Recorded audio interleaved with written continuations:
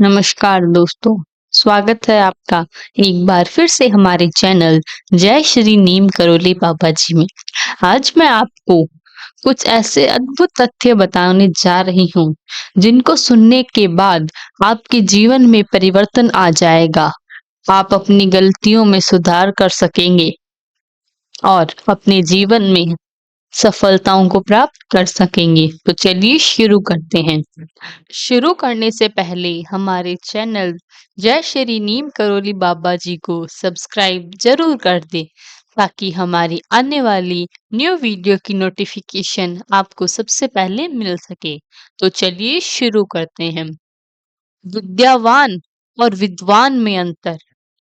विद्यावान गुणी अति चातुर, राम काज करिबे को आतुर। एक होता है विद्यावान और एक होता है विद्वान। दोनों में आपस में बहुत अंतर है। इसे हम ऐसे समझ सकते हैं, रावण विद्वान है और हनुमान जी विद्यावान।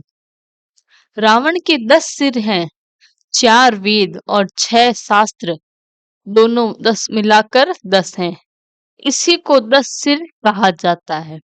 जिसके सिर में ये 10 भर गए हों, वह 10 शीश है। रावण वास्तव में विद्वान है, लेकिन विडंबना क्या है, सीता जी का हरण करके ले आया।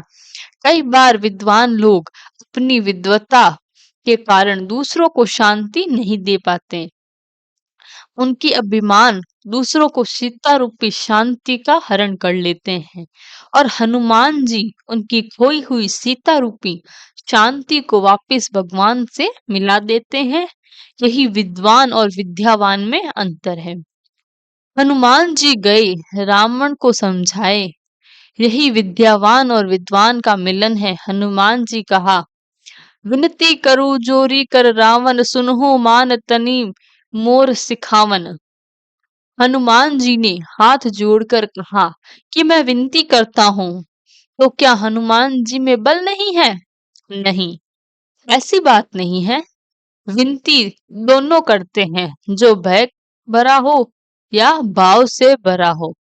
रावण ने कहा कि तुम क्या, यहाँ देखो, इतने लोग हाथ जोड़कर मेरे सामने खड़े हैं।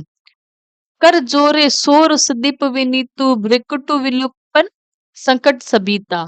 रावण के दरबार में देवता और दिग्गपाल भय से हाथ जोड़े खड़े हैं और प्रगति को देख रहे हैं, परंतु हनुमान जी भय से हाथ जोड़कर नहीं खड़े हैं।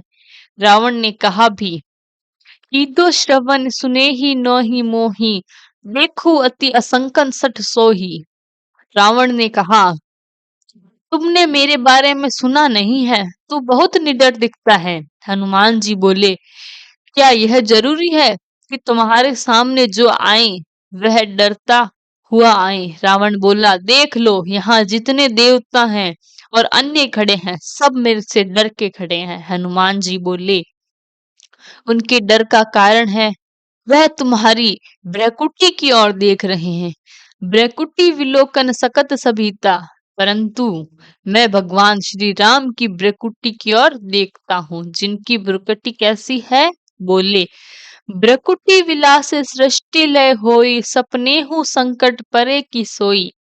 जिनकी भ्रकुटी टेढ़ी हो जाए तो प्रलय आ जाए, और उनकी ओर देखने वाले पर स्वप्न में भी संकट नहीं आए। मैं उन श्री राम जी की भ्रकुटी की ओर देखता हूँ। रावण बोला, यह विचित्र बात है। जब राम जी की भ्रकुटी की ओर देखते हो, तो हाथ हमारे आगे क्यों जोड़ रहे हो? विनती करो जोरी कर रावण। हनुमान जी बोले, यह तुम्हारा भ्रम है, हाथ तो मैं उन्हीं को जोड़ रहा हूँ। रावण बोला, वह यहाँ कहाँ है? हनुमान जी ने कहा, यही समझाने आया हूँ।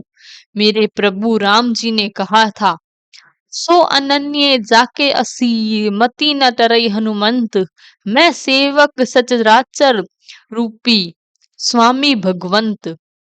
रावण ने कहा कि मैं सबसे मुझको देखना, इसीलिए मैं तुम्हें नहीं, तुझमें ही भगवान को देख रहा हूँ।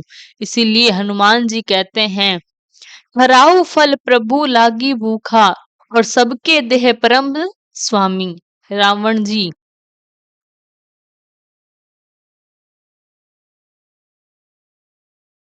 हनुमान जी रावण को प्रभु और स्वामी कहते हैं। और रावण, मृत्यु निकट आई खल तो ही लागे सी अधम सिखावन मोही।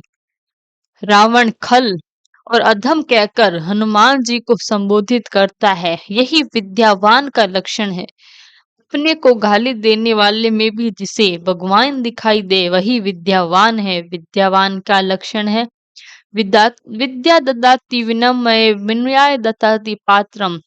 पढ़ लिख कर जो विनम्र बन जाए वह विद्यावान है और जो पढ़ लिख कर अकड़ जाए वह विद्वान।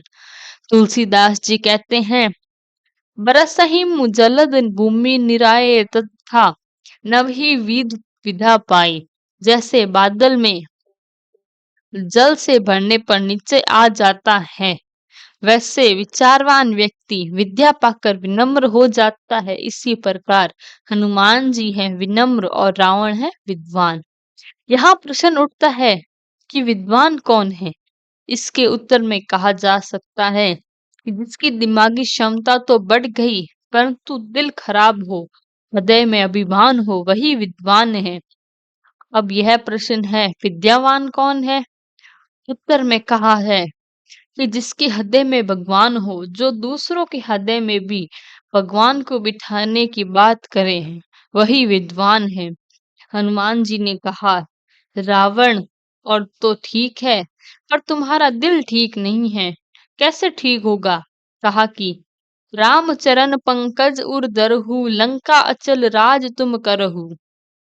अपने हृदय में राम जी को बिठा लो फिर मजे से लंका पर राज करो। यहाँ हनुमान जी रावण के हृदय में भगवान को बिठाने की बात करते हैं, कहते हैं, इसीलिए वे विद्यावान हैं। सीख, विद्यावान ही नहीं विद्वान बनने का प्रयत्न करें।